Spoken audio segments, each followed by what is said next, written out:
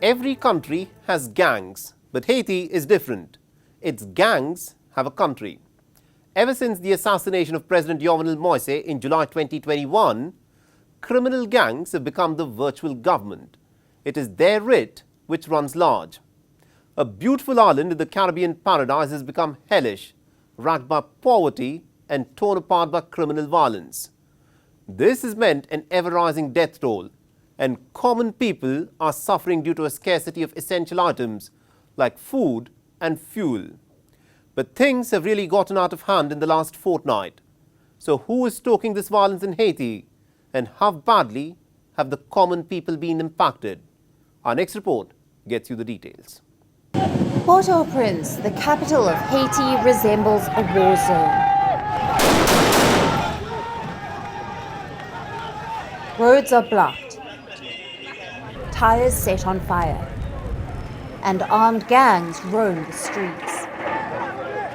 Only the lawless and the very desperate are out on the streets.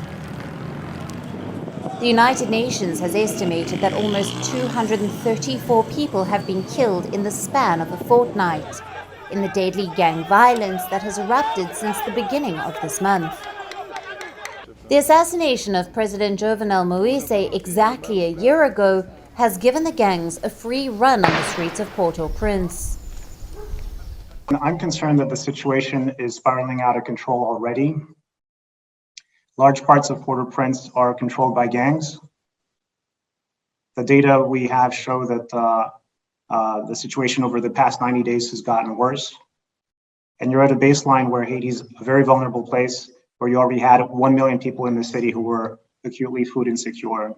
So I think that the situation is getting worse by the day. A turf war between two criminal gangs called G-9 and G-PEP is at the heart of the conflict. Pitch gun battles for the control of Cite Soleil, just outside of Port-au-Prince, has resulted in essential supplies getting blocked. Thousands of people are trapped without access to food and water.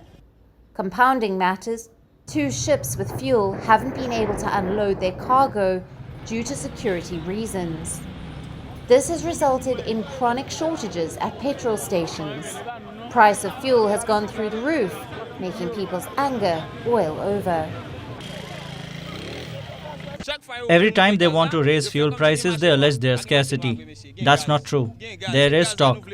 There is no need to cause pain to people. They will not be able to do so. If they are determined to raise oil prices, we will set the country on fire and they will all disappear.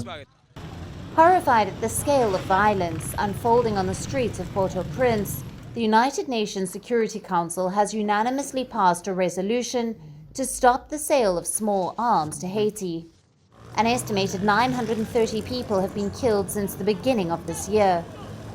The Haitian government that has taken over the reins after the assassination of Jovenel Moise hasn't been able to assert its control.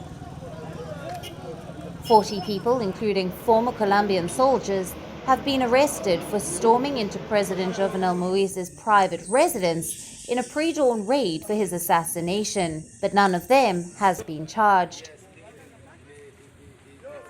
What makes matters worse is that the sitting Prime Minister, Ariel Henry, faces accusations of being involved in the plot to assassinate Jovenel Moise.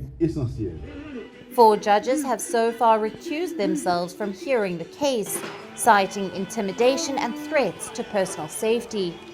The case has now been transferred to a 5th judge. Haiti is the poorest nation of the Western Hemisphere. Of its 4.4 million population, almost 1 million are chronically food insecure. Like all Caribbean nations, Haiti is heavily dependent on imports to meet its grain requirements. But with inflation at over 52%, the Russia-Ukraine conflict having pushed up the global food prices, and chronic lawlessness on the streets, the Haitian people are bracing themselves for some tough days ahead. WION is now available in your country. Download the app now and get all the news on the move.